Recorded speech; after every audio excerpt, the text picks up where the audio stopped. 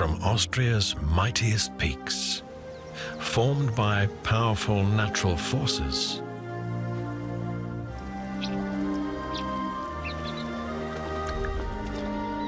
to one of the last largely intact floodplain landscapes in Central Europe.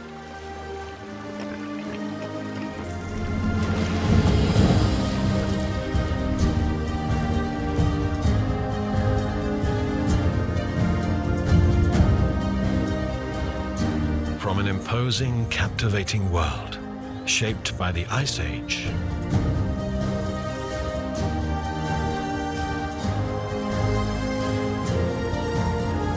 to nearby secretive forests and their reticent inhabitants.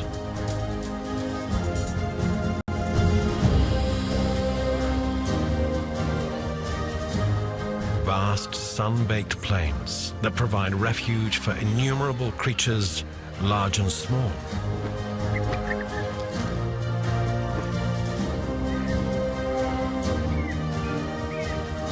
And border regions defined by deep ravines, home to animals that have only recently returned.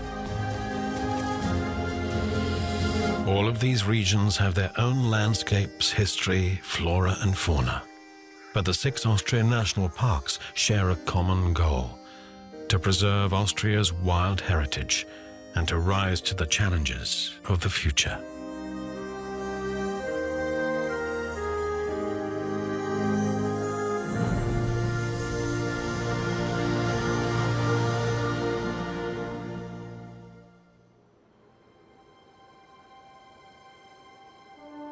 The dark silhouette of the Großglockner mountain towers above the surrounding landscape and the deep blue of the dawn. Far below the majestic swooping Golden Eagle, one of the most beautiful high mountain ranges in the world unfolds across the land. Austria's highest mountain and the surrounding peaks are merely the pinnacle of this fascinating mountainous region, home to the country's oldest and largest national park, Hohe Tauern.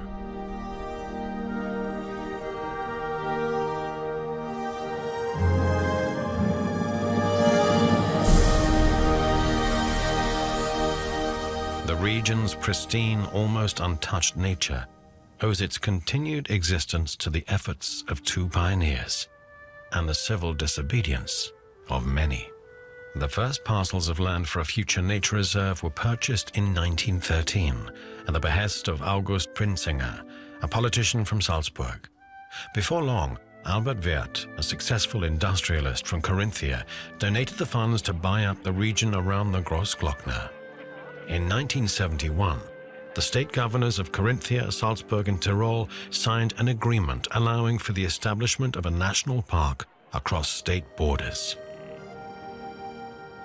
It would take another 10 years before Carinthia would finally declare the region around the Großglockner a national park.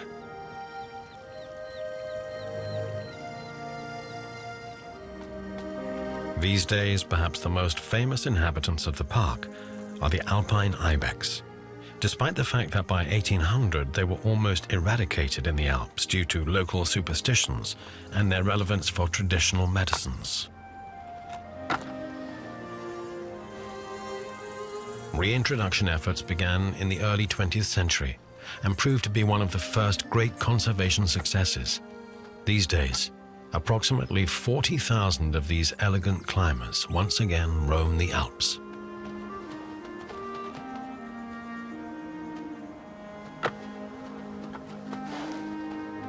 Klaus Eysank became a ranger here soon after the national park was created.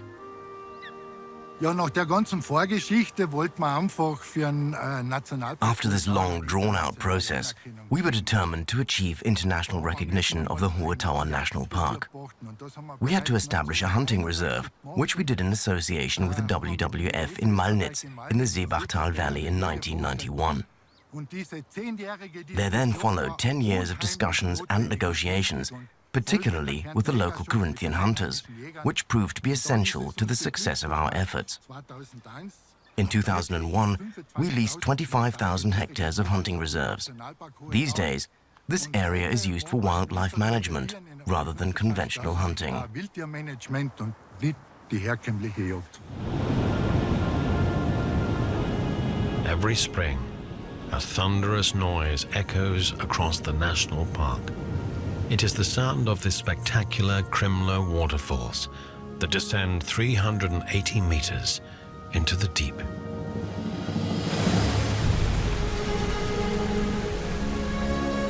In 1967, these waterfalls were one of the first places in Europe to be awarded the Council of Europe's Diploma for Nature Conservation.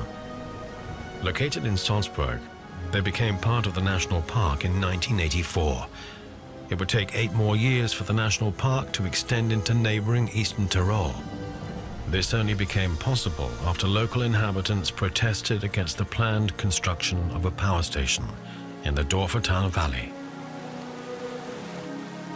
The crystal-clear waters provide a habitat for the white-throated dipper.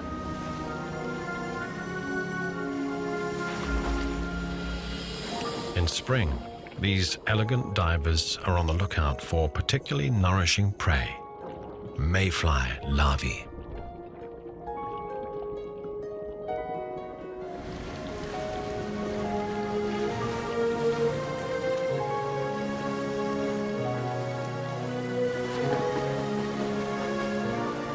A number of hungry mouths wait to be fed.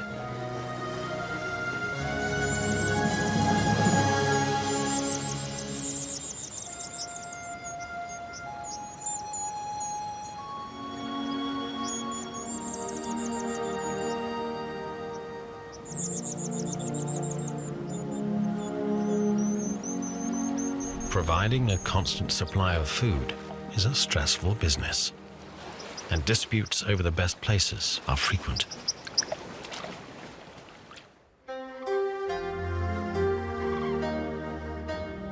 From high mountains to low plains,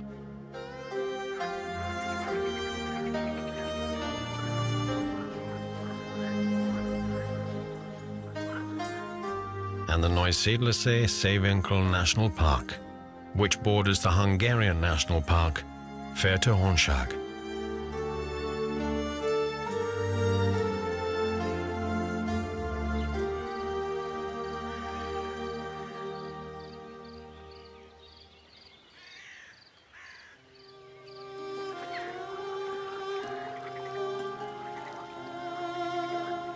The Seewinkel salt pools are a truly unique habitat. They appeared long before Lake Neusiedl itself and have a far higher concentration of salt. They also attract a wealth of different bird species. The salt pools act as a nursery for young waders and for grey-lag goslings. The size of the pools provides a measure of security for the vulnerable birds. Older birds look for food, engage in a little courtship, or spend their time grooming.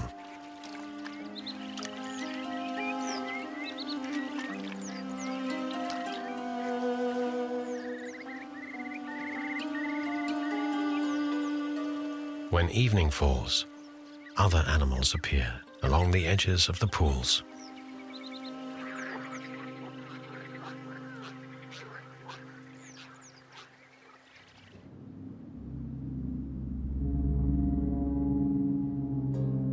At the height of summer, this part of Austria can begin to resemble the Australian outback.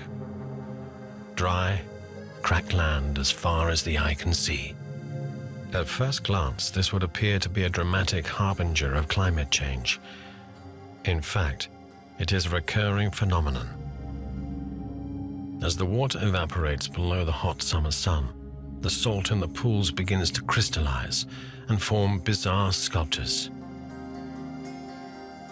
And yet, life continues in the inhospitable surroundings. Wolf spiders are on the hunt.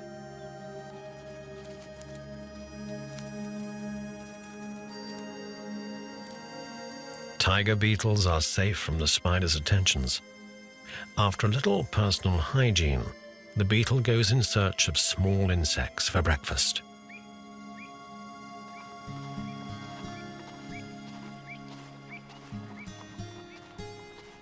experts keep a close eye on the condition of the salt pools. Every 2 weeks, National Park employee Arno Chimadom checks water levels and takes samples.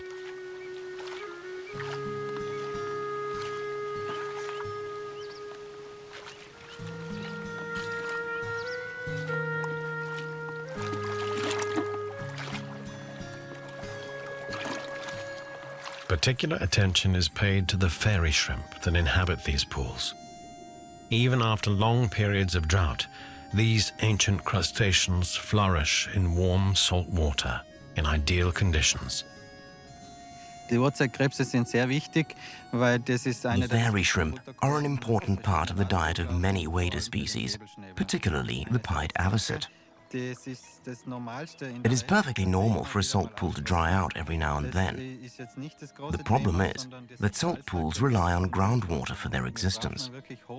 Groundwater levels need to be very high to allow the transfer of salt from the groundwater to the pool above. If the transfer of salt is interrupted because groundwater levels are too low, salinity decreases and the salt pool can vanish entirely in just a few years.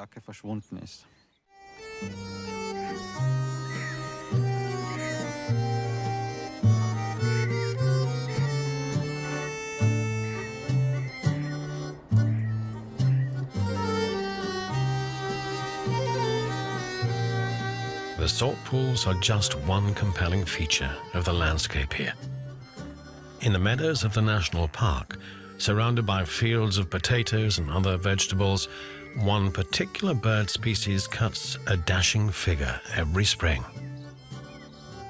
As part of the courtship ritual, male great bustards turn themselves into gigantic balls of feathers.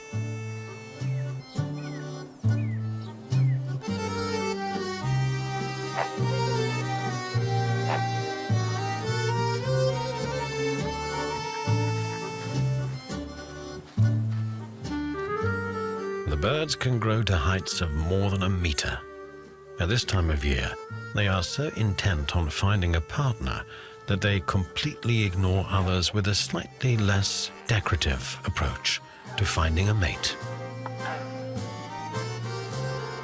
And if the neighborhood conflict escalates, Europe's heaviest flying birds simply take off.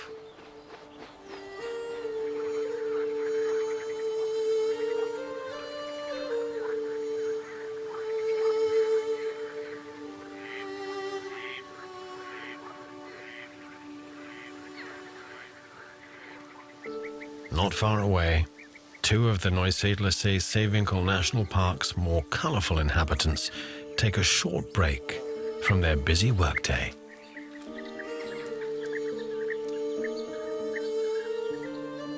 A construction boom is underway in the bee-eater colony.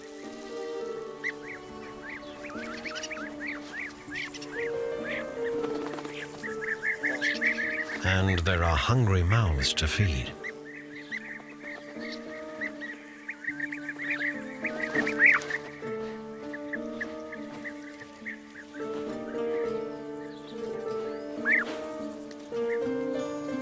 The busy little birds are enthusiastic builders, not necessarily by choice. Each year, they dig a hole into the sandy bank to use as a nest, and each year, when they return, some other bird has settled into their old home. The interlopers are most commonly western jackdaws and starlings.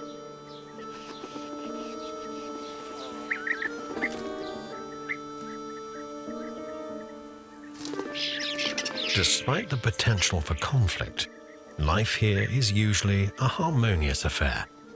This even applies to the wild bees who have settled at the foot of the bank, who, for reasons not entirely clear, are not eaten by the bee-eaters who live above them.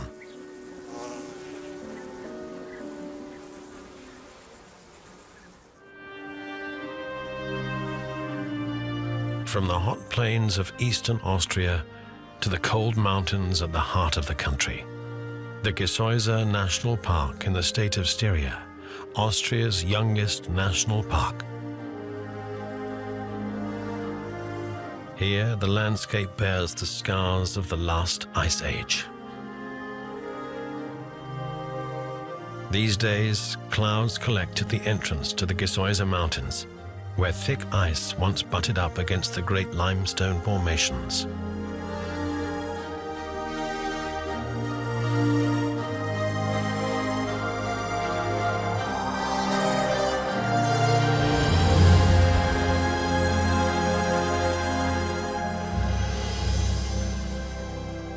When the ice finally began to melt, it released the region from an icy grip that had lasted for thousands of years.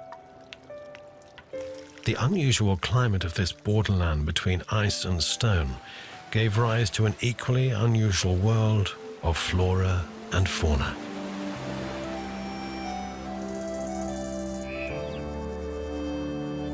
Many of these species are endemic to this region, like this subspecies of the common or garden pink flower, which is only found in the Gesäuse Mountains and the northeastern limestone Alps.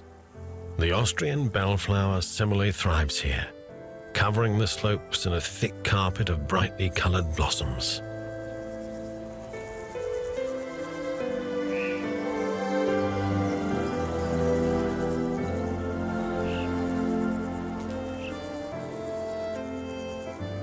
The flowers attract all kinds of insects, including one rather alien-looking creature.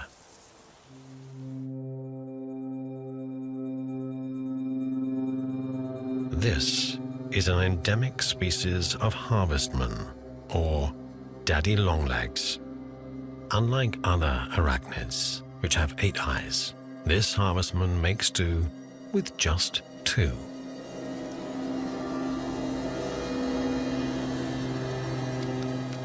Fortunately, 2 eyes are more than enough to spot a potential mate in the rocky landscape. Witnessing the act of mating is a stroke of luck, particularly as the act itself is short.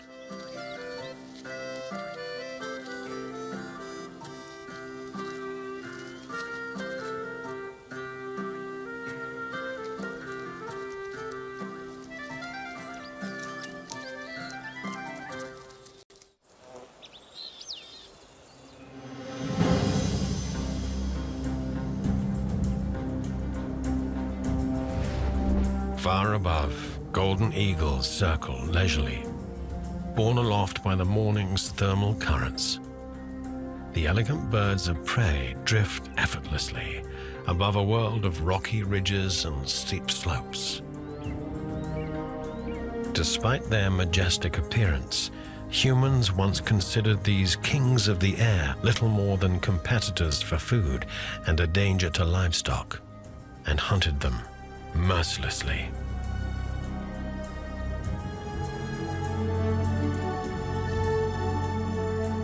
The golden eagles patrol high above the peaks on a quest for food. Some eagle territories cover up to 100 square kilometers. This morning, the female eagle discovers intruders dangerously close to her nest. Climbers.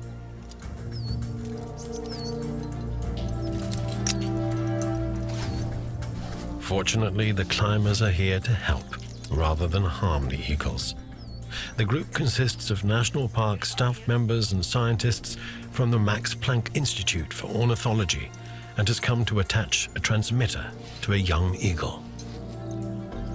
In order to do so, they have to abseil down a mountain face, collecting the bird from the nest and delivering it to colleagues waiting below. As soon as the hood is placed over the young eagle's head, it calms down, apparently immune to external stimuli such as movement or sounds.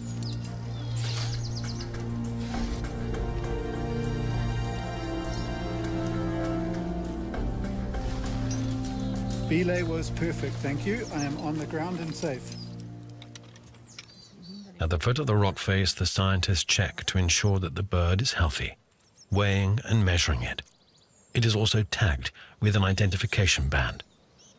National Park Ranger Magdalena Kaltenbrunner is exceedingly careful while handling the bird. You can take and give yourself more rope on the gree-gree. That was the first time I was involved in tagging an eagle. It was an incredible experience. I was able to hold the young eagle and could feel its heartbeat. The new transmitters we use allow us to collect a whole range of data. As well as GPS data, we can now monitor the bird's acceleration. This tells us whether the bird is in flight, when it dives, and whether it catches prey.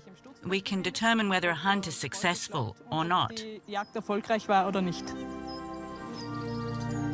Once the transmitter has been attached successfully, the young eagle is returned to the nest.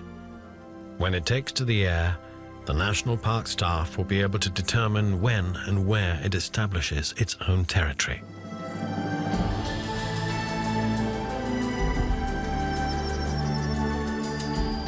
From the Course Mountains to the course of the second longest river in Europe, the Danube, and to one of the last largely intact floodplain landscapes in Central Europe, the Donau-Aue National Park. These new, old natural territories have also begun to attract endangered species. Several years ago, white-tailed eagles once again began to breed in the Donau-Aue National Park. These elegant raptors prey on waterfowl or fish that swim close to the surface.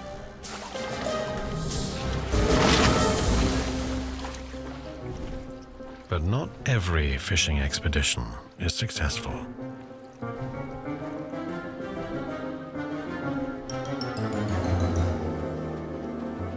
The eagle returns to its elevated perch to keep watch.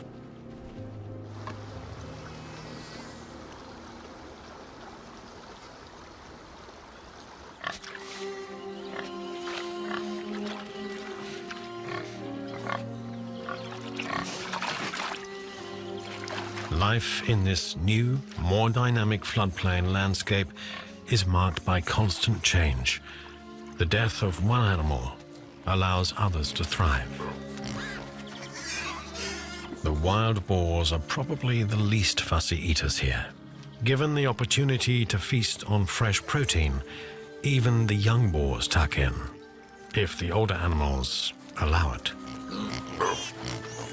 The spring and summer floods have completely altered the appearance of the recently restored Old Channel. The somewhat uniform landscape has been transformed into a patchwork of different habitats. The currents have cleared the gravel beds of sediment, creating the perfect spawning grounds for the common naze.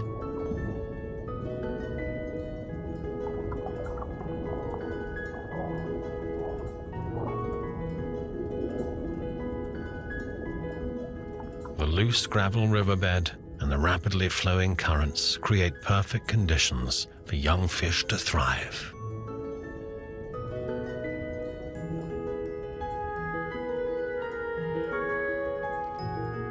They begin hunting for plankton as soon as they hatch.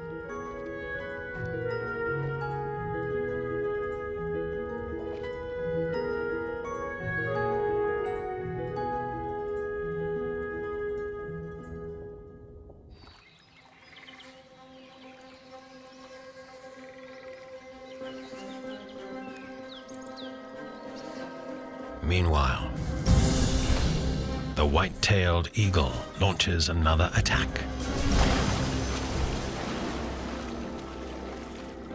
Once again, the eagle is out of luck. Every unsuccessful attempt drains the raptor's energy. In the air, the bird of prey is an elegant, fearsome hunter. It is not quite as impressive in water.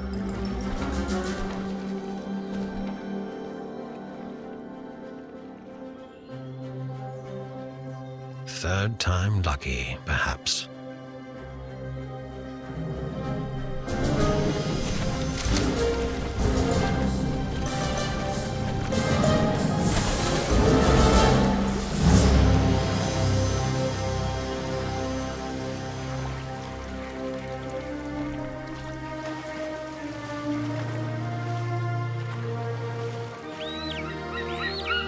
Success. Finally, there is some fresh fish for the hungry chicks.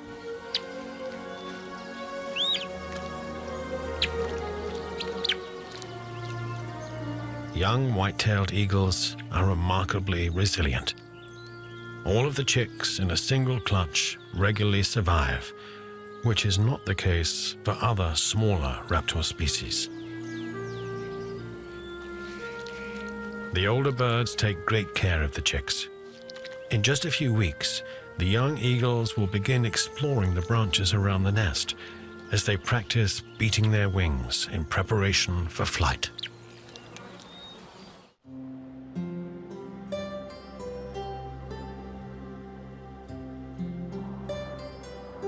From the floodplains east of Vienna to the mountains of Upper Austria and the Kalkalpen or Limestone Alps National Park.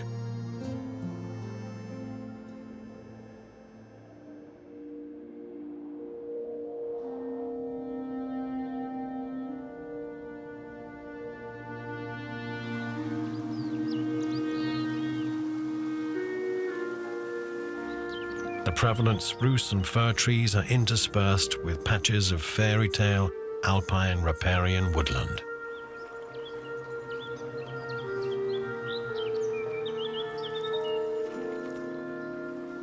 Here in the national park, trees can grow, age, and eventually die, just as nature intended.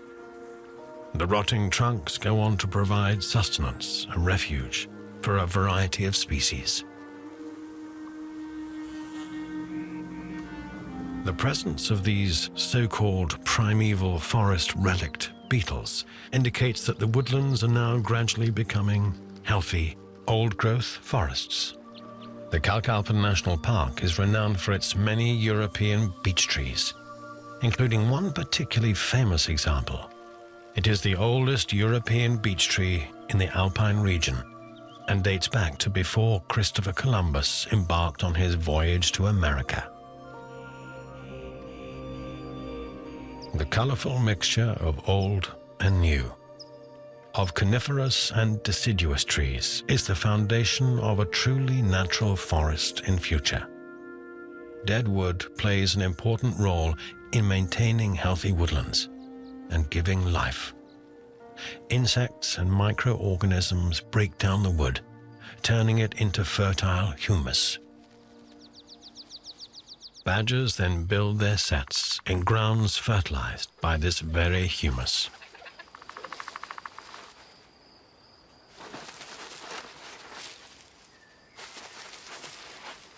The animals are skilled architects. Their main living spaces often lie up to 5 meters below the surface, and the various tunnels that lead there may be several hundred meters long.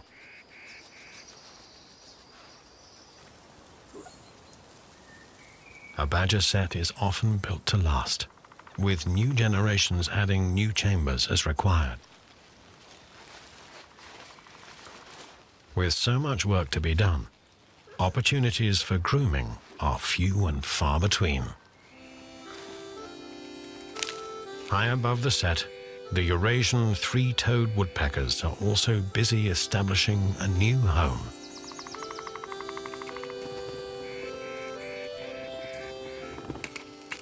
Unlike badgers, the woodpeckers build themselves a new nest every year. The males carve the holes into the trunks, then share the responsibility for rearing the young with their mates. Another distinctive feature of this national park are the rare spruce peatland forests. Grass snakes are frequently found resting on patches of moss in the shade of the trees. These snakes are easily identified by the distinctive markings around the throat. This particular snake is on its way to a nearby pond, where it will lie in wait for small frogs or toads.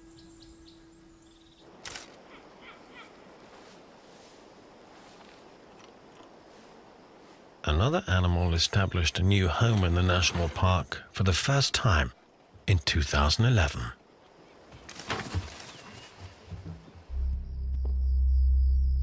Since then, 5 lynxes have been introduced here.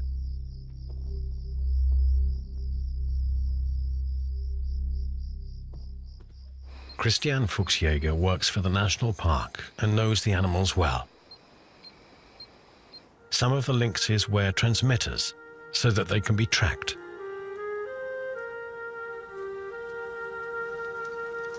The elegant cats were almost eradicated in Austria and Western Europe throughout recent centuries. It is hoped that such reintroduction projects will undo the damage of the past.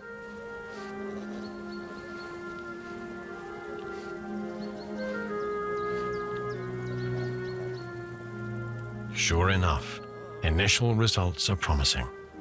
Every female lynx gives birth to cubs she then rears lovingly.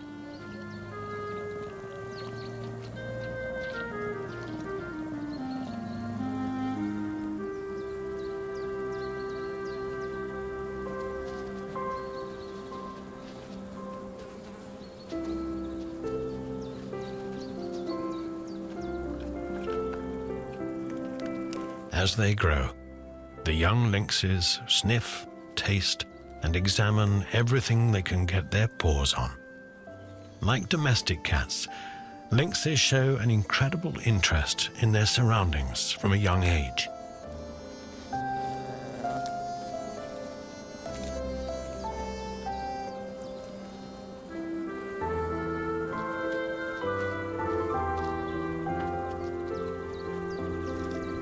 The first lynx cubs thrive. By 2014, the Kalkalpen National Park is home to 8 lynxes, 4 adults and 4 youngsters. The area is large enough to provide a habitat for 6 fully grown big cats. However, the forest has fallen silent once again.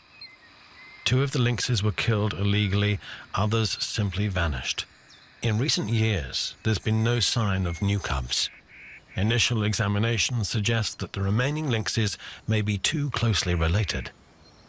The first few years were very successful, and every female had cubs. We have now identified a possible reason for the decline in numbers: inbreeding. We could resolve that issue by releasing more animals.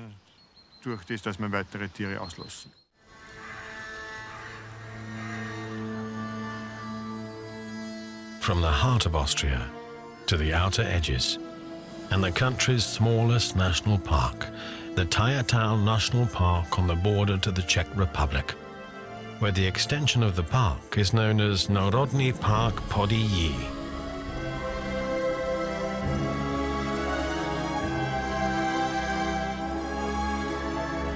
In the Tajatal Valley, which is defined by the meandering course of the Taja River, one animal that had long disappeared has made a stealthy return in recent years.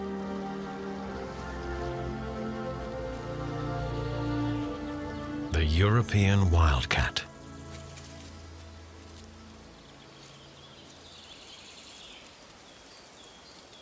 The extremely reticent animals can be identified by their bushy tails, with dark rings and a stripe down their back. Despite these distinctive features, wildcats are easily confused with tabby domestic cats.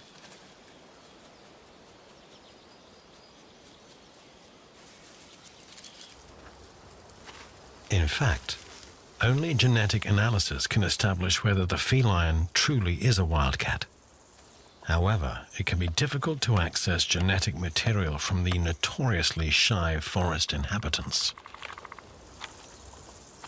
National Park employee David Freudel uses a cunning trick.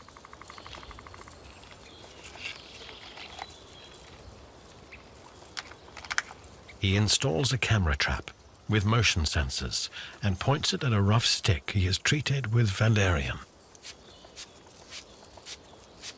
Then it's time to test the setup.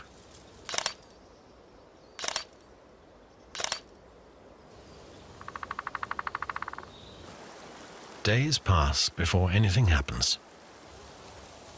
But eventually, a wildcat appears, Just like house cats, wildcats are unable to resist the lure of valerian.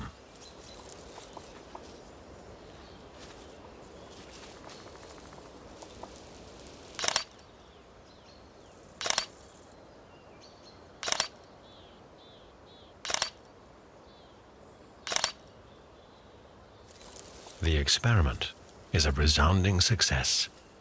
A healthy wildcat population consists of between 50 and 500 individuals. At the moment, we believe the wildcat population here only numbers between 20 and 30 animals. We are making progress, but it is still too early to speak of a local population.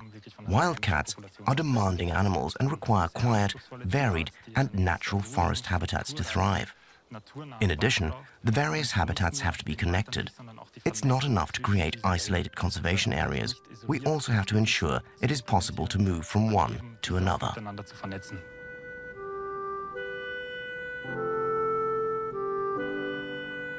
The Tayatal Valley is at its most beautiful in autumn.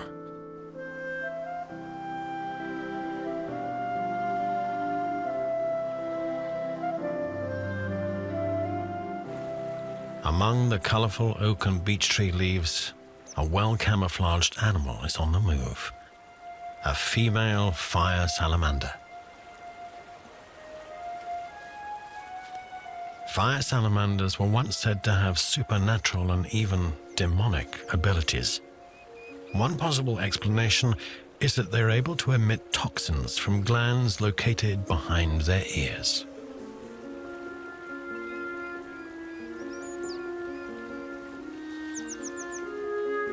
They also emit a poisonous secretion through the skin to protect themselves from fungal infections and bacteria.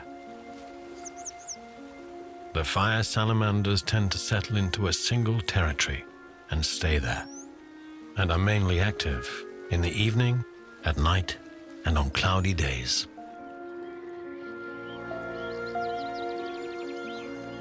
In late autumn, some salamanders can still be found making their way to the spawning grounds, where they give birth to up to 30 live young.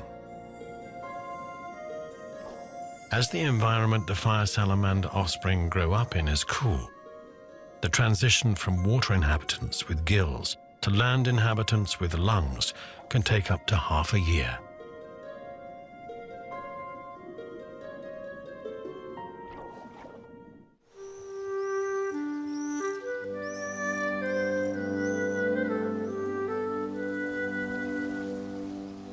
In the mountains, experts are examining the national park for potential solutions to climate change.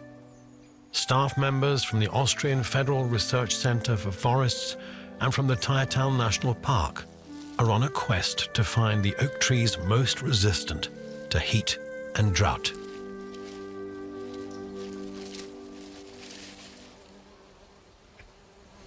As a result of the Tayatal Valley's warm climate, the trees have spent thousands of years adapting to high temperatures and a lack of water.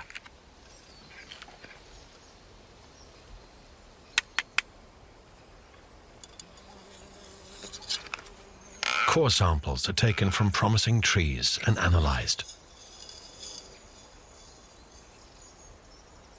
The size of the growth rings reveals which trees have been particularly successful at surviving challenging conditions.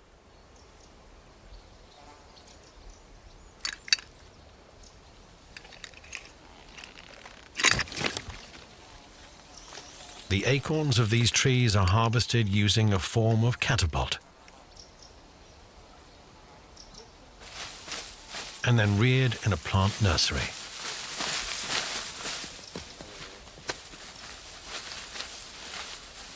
In a few years, these seeds could provide the foundation for climate change-resistant forests inside and outside national parks, even in challenging or unlikely locations. Climate change will cause transformation in the Tayatal National Park, but large parts of it are protected to some extent by the region's diversity. And one thing is certain, the magical aura of the national park will remain.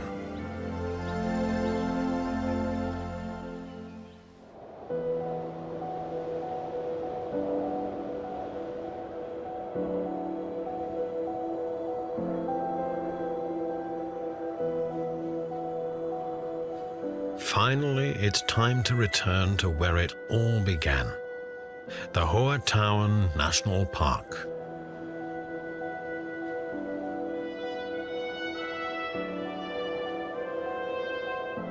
The effects of climate change are most apparent high up in the mountains, where the ice that was once believed to be eternal is receding at an alarming rate.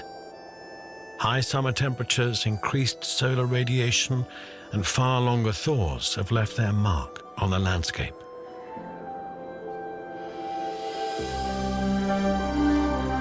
The largest continuous glacier region in the Eastern Alps lies near the Großvenediger Peak.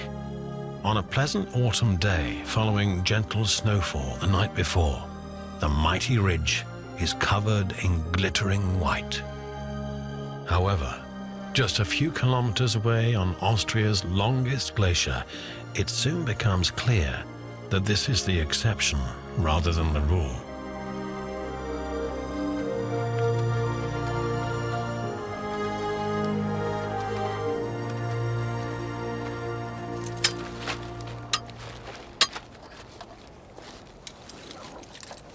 Martin Stocker and Andrea Fischer from Austria's Academy of Sciences use a steam drill to penetrate the ice and insert a probe.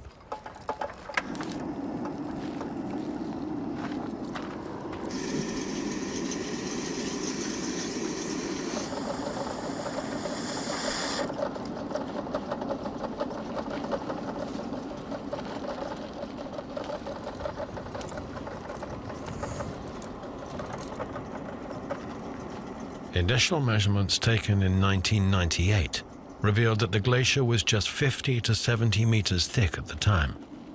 In addition, the glacier faces south, which would appear to make it more susceptible to the effects of a warming climate.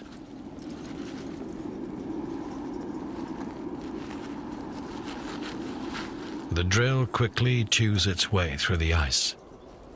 The results are alarming. So, fertig sind wir. Die Gletscher in den Alpen schmelzen alle The gleichermaßen. glaciers in the Alps are all melting at a similarly rapid pace, and the layer of ice is now very thin. The glaciers are particularly affected by the longer thawing periods. Every day, 10 centimeters of ice are lost. The thaw used to last from mid-July to mid-August. Now, it begins in June and runs until October. This means that this glacier will have vanished almost completely by the end of this century, as will all the glaciers throughout the Alps. So wie die Gletscher der gesamten Alpen. It's too late to prevent the loss of the glaciers, but we are by no means powerless in the face of climate change. It's up to us to develop visions and solutions, just as the pioneers did 100 years ago. Nature reserves became national parks, which are now diverse habitats and important pillars of modern conservation, as well as monuments to Austria.